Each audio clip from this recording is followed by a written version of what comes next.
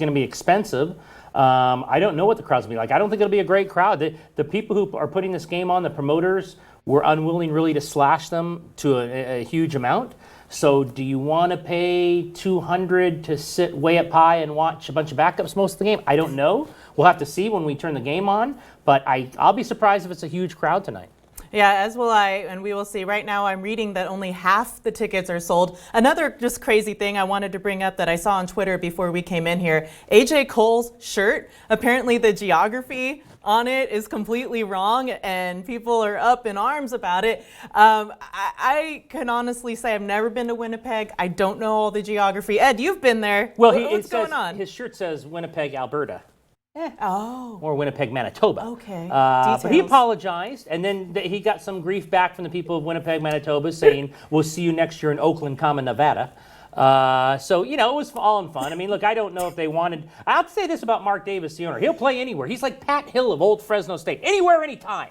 Because they're in London, they're in Mexico City, they're in Canada. Yeah. Mark Davis just travels around with his team. So we'll see how it is tonight when they play the Green Bay Packers and Aaron Rodgers. If we see Aaron Rodgers, I assume we'll see him for a little bit, and to see if the Raiders can go 3-0 in the preseason. Maybe we'll see him on the sidelines, maybe buying some beers for people. That was a big talking point back when. But absolutely. Let's get into week 2. The Raiders take home another win. They're now 2-0 in the preseason. Ed, what stood out to you in this game? Okay, so defensively, again, I thought they played well. Look, if you're of the betting ilk out there and you like to put money in NFL games, go Gruden in the preseason because he takes these things far more serious than anyone else. They were blitzing from the safety blitz with Jonathan Abrams, Vontaze Burfict blitzing from the middle. I thought LaMarcus Joyner had a terrific game blitzing from the slot. He also did a really good job on Larry Fitzgerald in the time he was in there in the slot. So I thought defensively they looked really good again. They did a lot more blitzing, Paul Guenther did, than you'd expect maybe in the preseason. Usually it's very vanilla. Nobody get hurt. We just want to get through this game. Nobody do crazy things.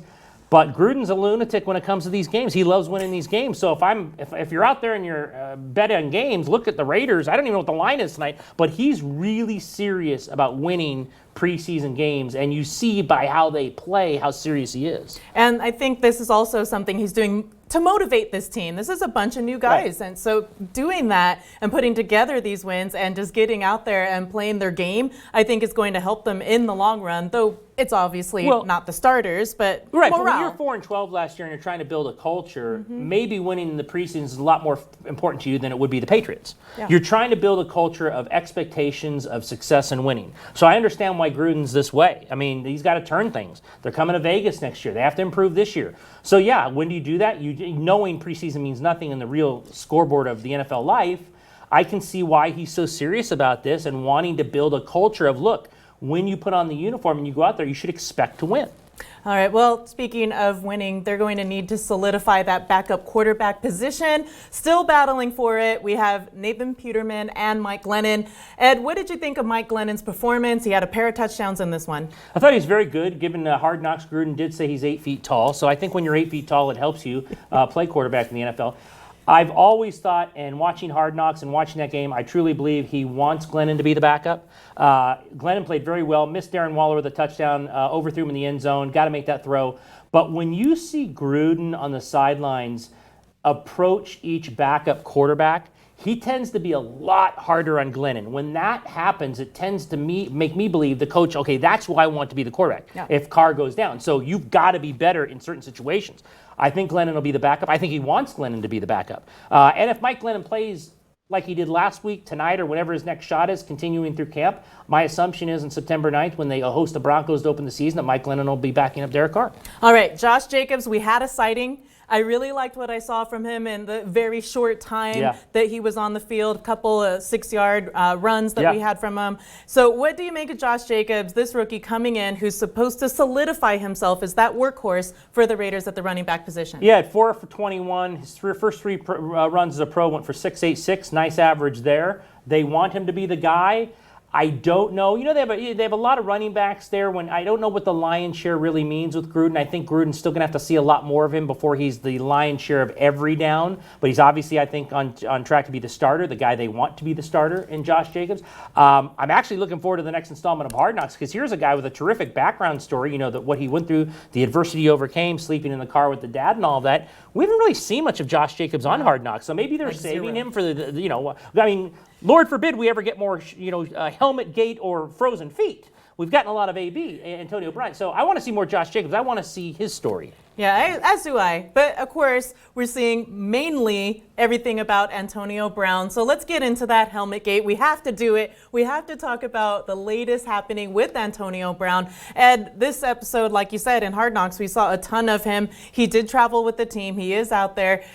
We have, I think his grievance meeting is set for Friday. I think we'll know tomorrow if he gets the second grievance to go through or not. Okay, so assuming that he has a helmet that is greenlit, we're going to see the end of this? Is the saga over? Well, no, that saga might be over, but the drama won't be because I think he's always going to have drama because that's the player he is. He's an incredible player, terrific player, but there's always going to be drama around him. Let's be honest. Most of his drama is self-inflicted. He's the one who chooses to do the feet. He's the one who chooses to do the first grievance on the helmet. He's the one who chooses to stay away from the team for most of training camp. He's the one who chooses now to do the second grievance. He's the one being sued by personal trainers and chefs. Yeah. It's all self-inflicted drama. It's no one from the outside. So to think when this ends with the helmet, and I do think it'll end, whether he gets it or not, I think he'll play because he's got 30 million reasons on the table to play, guaranteed, by the way. Right. He'll play, but if you're saying there's going to be no drama, let's not forget, Heidi, we've yet to see him be overthrown by Derek Carr, not looked his way by Derek Carr, missed in the end zone by Derek Carr. So there's going to be drama, but the reason they have stuck with him and they will continue to stick with him is when he's healthy, he is arguably the best receiver in the league, and he will produce. And on Monday night against the Broncos, if he goes for 10 for 130 and a touchdown, all of this stuff will be forgotten, and they'll move forward with him. I'm really hoping for that.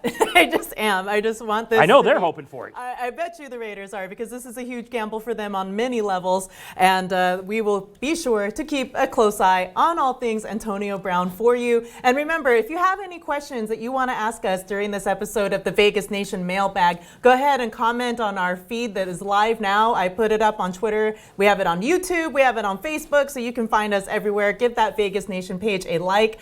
All right, let's go ahead and get into what we anticipate seeing in the Week 3 home game in Winnipeg. Ed, how long, first of all, do you expect that we're going to see these starters on the field? Isn't this interesting? This is usually the real dress rehearsal of starters playing up into a half because next week Gruden might be the quarterback and you'll be the running back because no one plays the last week that matters.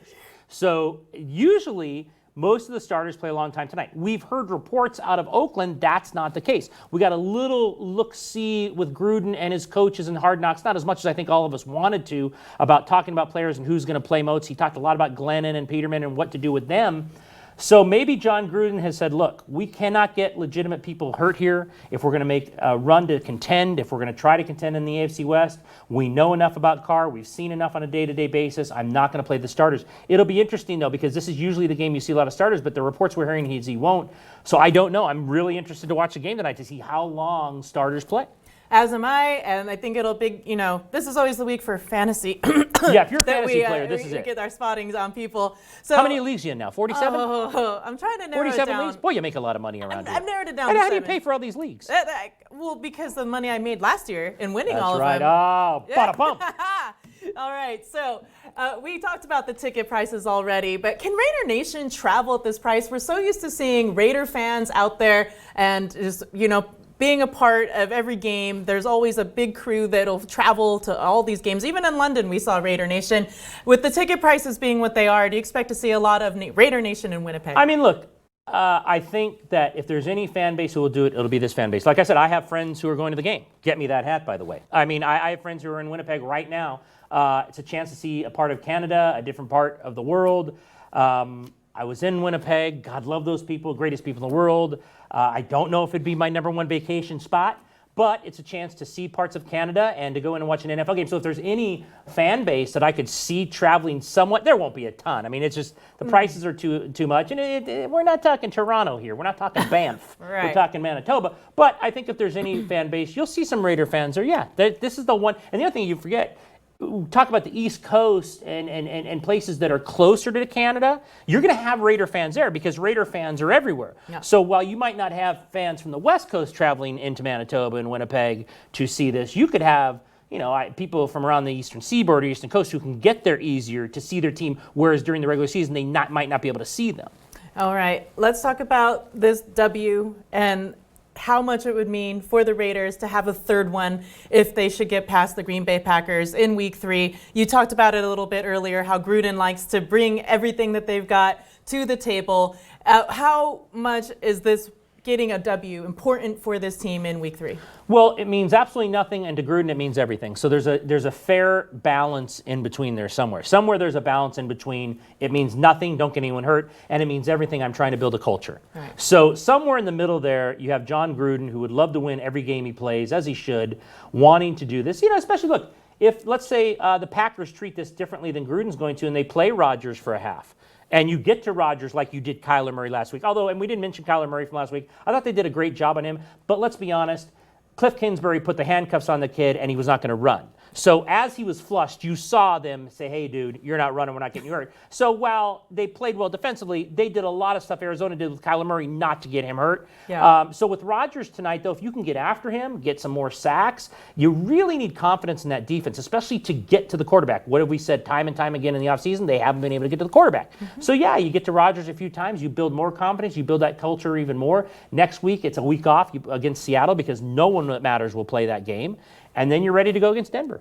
Okay, we did get one question here from somebody out there watching. We had Jason at Coach Ram, JRam81. Hey, J-Ram, baby. Hey, he wants to say, or to ask rather, why keep Doug Martin over either Jalen or DeAndre? I know he's a Gruden grinder, but he can't play anymore. Alec Ingold should be fullback, not Smith, right? But Smith, the special teams guy, but he can't catch. They would have won in Denver last year if he could. Thanks. Okay. So he wants to know why keep Doug Martin, first of all, over Jalen or DeAndre. It's a great quote by J. Ram. Coach, thanks for writing in. You answered the question. Look, they need some of these younger players like Josh Jacobs, like Jonathan Abram, like Cleveland Ferrell to play well. They need their rookies to play well. But at the end of the day, Coach is right. Coach J. Ram is right. John Gruden is about veterans and grinders. He trusts them more than he does younger players. I agree that at this point, Doug Martin is probably not the player DeAndre or Jalen might be in the long run. But it's John Gruden, and he likes his veterans. So Coach answered his own question. I mean, it's a simple answer. I wish we could give you more, but I don't think there's anything more to it. He loves veteran players. And when you don't have a choice, like the running back, and you have to play the guy as the starter, or Cleveland Ferrell or Jonathan Abram, you go ahead and do it. You bite the bullet and you hope if you're John Gruden. But if there's a backup spot, especially a backup spot, where he can get a veteran who has been there, done that, knows how to be a professional, knows how to walk in a room and leave the room and no nonsense, then he's going to take that player. So I think that, in a nutshell, is why Doug Martin will be the backup. And Alec Ingold obviously is there right now because Right. Keith Smith is hurt. So yeah, but Keith Smith on the special teams. And special teams gets guys contracts in this league. They're highly important, obviously very underrated at times, especially if you're bad at them. You have to get better. You can win and lose games. So many NFL games are close now that it's a special teams player here that decides it. They're precious. Any of these wins you can get, you only get 16 shots. Yeah. So I think the fact that Keith Smith is good on special teams gives him an edge. I'm not saying it's right. Again, Coach J. Ram probably should be hosting this show at this point because he's not only giving us questions but answering them at the same time. I think Coach J. Ram's right. I think the special teams will give, when healthy, Smith an edge. Again, that's just the way the league is. They have to have guys who can make plays on special teams. All right, we have one more comment here on YouTube, and it's from Mr. T. He says, "This is real cool. I like this show. High five." Hey, Mr. T. He likes the Checks show. in the mail, my friend. Checks in the mail. I'll be sending the gift card later. All right.